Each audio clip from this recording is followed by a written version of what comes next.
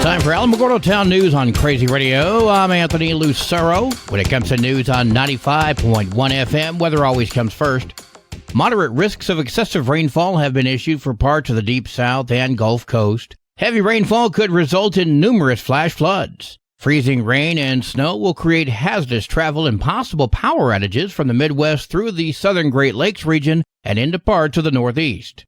Closer to home, mostly cloudy skies today, sunshine returning tomorrow. Be advised breezy conditions Friday afternoon may blow around outdoor objects. We will have another look at the weather following this news. The Alamogordo City Commission regular meeting was last night. Consider a map amendment to change the current zoning of the property with the parcel adjacent to 1901 South Hamilton Road from manufactured housing subdivision to neighborhood business district. Warren Robinson. Aye. Mark Tapley. Aye. Nick Paul. Aye. Stephen Burnett. Aye. Josh Reardon. Abstain. Sharon McDonald. Aye.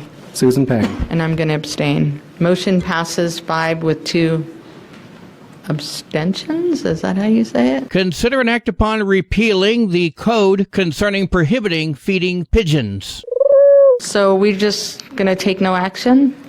Yeah, you're not required to take action. If you decide at some point you want the staff to take any action to bring any type of an ordinance back to you, we certainly can do that for formal action. Okay. All right. I agree with that. I think our officers have better things to do than to cite somebody for feeding a pigeon, and I just don't think that that's going to be a problem for you. So with that, we are going to take no action. But thank you for coming. Wasn't long after that, the commission adjourned into an executive session.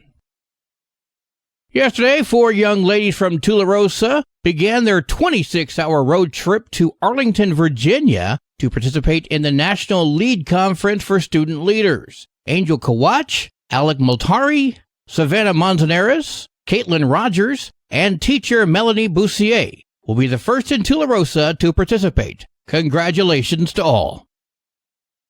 Alamogordo Public Schools wishes to congratulate the Astro Scorpions for winning their 3rd First Place Motivate Award at last weekend's First Tech Challenge Regional Championship for Robots. This team consists of 6 8th graders, that's 3 from Holloman, 3 from Chaparral, and 2 7th graders from Chaparral. The Alamogordo Fire Department and Alamogordo Senior Center are teaming up to provide adults over 60 with smoke detectors. I spoke with Lieutenant Will Skaggs. Right now, the Senior Center is taking sign-ups for anybody who, in the elderly community, who may need a smoke detector or who may have expired smoke detectors that need replacement. So what we'll be doing is installing up to 2 free, brand new lithium-ion batteries. That means that the residents don't have to change the batteries and they don't have to worry for their smoke detectors for 10 years, and they're completely free. That's on February 10th. Contact the Alamo Senior Center to register or for more information. The fire department is looking for volunteers to help install these smoke detectors. If you want to help, please call 575-635-7589. The Golden Gears Car Club 2024 Car Show is coming to the White Sands Mall. I spoke with Flory. We just bring the cars to the parking lot at the mall, and it's $10 a vehicle for registration. Spectators, no charge. Over 70 cars are expected on display, both inside and out. For more information, it's 575-491-9804 or 575-439-8858. Proceeds go to Books Revisited. The Monte Vista Cemetery cleanup has been rescheduled to February 3rd. I spoke with Executive Director for Keep Alamogordo Beautiful, Sven Sears. Basically, we had a meeting with some of the folks that work there to talk about some details, and they informed us that a unexpected service was going to be happening that day, and they couldn't reschedule. So, Sven, what should the folks bring? Oh, I mean, it's going to be a pretty big project. There is a lot of cemetery to kind of go through. We're going to be focusing on one area in particular, and that area needs a lot of weeding to get done, but there are, some other things that could be helped as well, some of the headstones, some holes, things, here and there. So shovels, rakes, bags, gloves, good spirit. If you have any questions, it's 575-439-4250. Well, today is Wednesday, time for our weekly report from Love Inc. We go now to Susan Payne. Hey, good morning, everybody. This is Susan with Love Inc. of Otero County giving you our weekly report. Today, we are going to be holding our ribbon cutting for the VITA program. That's the Volunteer Income Tax Assistance Program. We are launching that program on Friday, the 26th. That's this coming Friday. We're excited about that. Just as a reminder, this program is for low-income families making $75,000 a year or less. We will be doing tax preparation and free e-files. So if you are in need of that service or know someone who is, please come on Friday or Saturday. The hours will be posted on our Facebook page. Right now, we're thinking it'll be 9 to 1 on those 2 days. But the ribbon cutting is today at 11 a.m. We would love to see you there. We're excited about that. And we look forward to being able to team up with Thrive of Southern New Mexico and, of course, the Internal Revenue Service to provide this service for you. Our food pantry, of course, continues to be busy. Thank you for those who are donating. We're starting to see some of those donations pick up, and we're excited about that. That really helps us out. Along with our weekend food program for kids in the public schools, we are starting to see some of those donations as well. So thank you for those. It is an expensive program, and we sure need all the help we can get with that. We do have a fundraiser coming up. I'll be talking about that over the next few weeks. And that is about it for this week. I'm going to keep it short for you, but I do want to thank Otero County for your service. I do appreciate your support. We look forward to serving you this year in 2024. Until next week, everybody be blessed. News from around the state in just a moment. This is Alamogordo Town News on Crazy Radio. I'm Anthony Lucero. Directory Plus is the right size book. It's the book if you need a phone book. That's what just one person has to say about Directory Plus. With its red cover, features, colorful yellow pages, and lots more, it's no wonder people all over use Directory Plus. It has so much more information. You can cross-check phone numbers or addresses or pretty much anything. Look on the plus side, Directory Plus. I'm a big fan of Directory Plus. Local news from local perspectives from local voices. AlamogordoTownNews.com. Local sports, local events, and local happenings, and more. Owned and operated by Second Life Media. We are Otero County. AlamogordoTownNews.com. Heard daily on Crazy KALH Radio 95.1. The fire chief of Pleasant Hill Volunteer Fire Department, Ted Richardson, has died as the result of an ATV crash. The Clovis Police Department received a call regarding this ATV crash on Monday at 5 p.m. The Curry County Sheriff's Office and Clovis Fire Department were dispatched to the scene. The ATV Richardson was riding on rolled onto him, leaving him unresponsive. Authorities determined that the 64-year-old fire chief had died as a result of these injuries. The Sheriff's Office says the cause of the crash is still under investigation. A Grants man is facing federal charges after a chase left a corrections officer severely injured. Stephen Montano was wanted for a probation violation. In September, authorities tried to apprehend him to arrest him, but he ran. Court documents state Montano threw a bike at the corrections officer at one point. That caused him to fall onto a pipe on the ground. The officer had surgery and is now completely blind in his left eye. One of the suspects in a 2022 double murder in Roswell is being released from police custody. David Salas Silva, age 18, is facing 2 counts of first-degree murder as well as armed robbery. The state requested that Salas Silva be held behind bars, but a judge denied that motion. Salas Silva's next court appearance is scheduled for next week.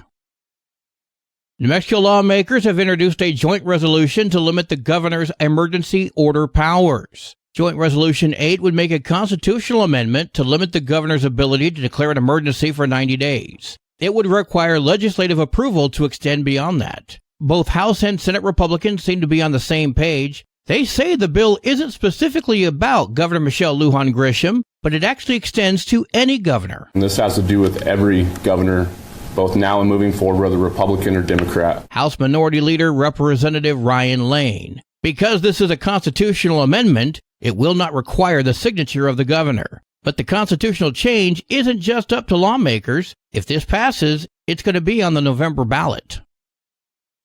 A group of legislators are seeking a $100 million fund during the 30-day legislative session. Jason Espinoza reports from the Roundhouse. This is Jason Espinoza with today's Capitol Report. A bipartisan and bicameral group of legislators, including Representative Meredith Dixon, Representative Gail Armstrong, Senator Pat Woods, and Senator Campos, have introduced House Bill 177, the New Mexico Match Fund. The purpose of the fund is to make grants to eligible entities for state matching funds for federal grants. The legislation also appropriates $100 million to the fund for expenditure in fiscal year 2025 and subsequent years. According to the public bill analysis from the Energy, Minerals, and Natural Resources Department, there is an enormous once-in-a-lifetime amount of federal funding currently available to states, local governments, and other public bodies for infrastructure build-out, clean energy development, workforce training, environmental remediation, and a whole host of other important functions. Over the past year, New Mexico has seen difficulty in finding requisite local match or state match that many of these federal funding opportunities require. This difficulty extends from small mutual domestic associations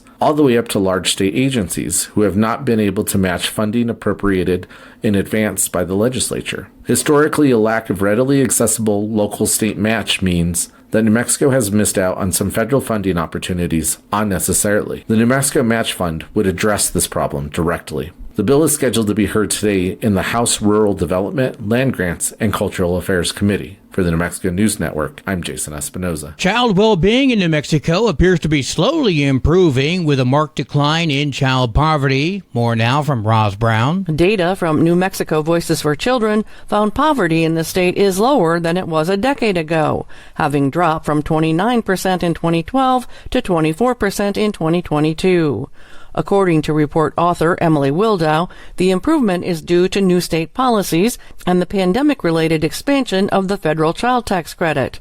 She says while poverty rates declined, disparities still exist. They exist along racial lines and by income. So it's really important for us to choose equity in all of our public policies, really making sure that we are considering how every policy we pass can help us to close some of those gaps. Wildow says following expiration of the federal tax credit, gaps in poverty by race and ethnicity widened again. The annual well-being report tracks economic security, education, health and family, and community.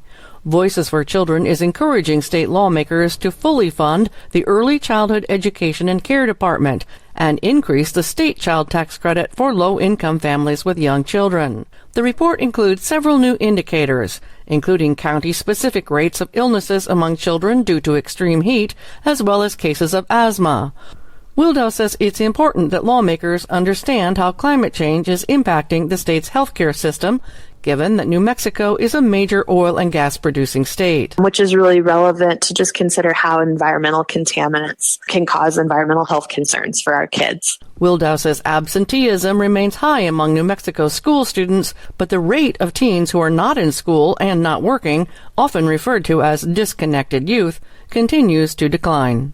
I'm Roz Brown reporting. Sports and weather are next. You're listening to Alamogordo Town News on Crazy Radio. I'm Anthony Lucero. They are role models and educators. Their work requires a great deal of time and energy for very little pay.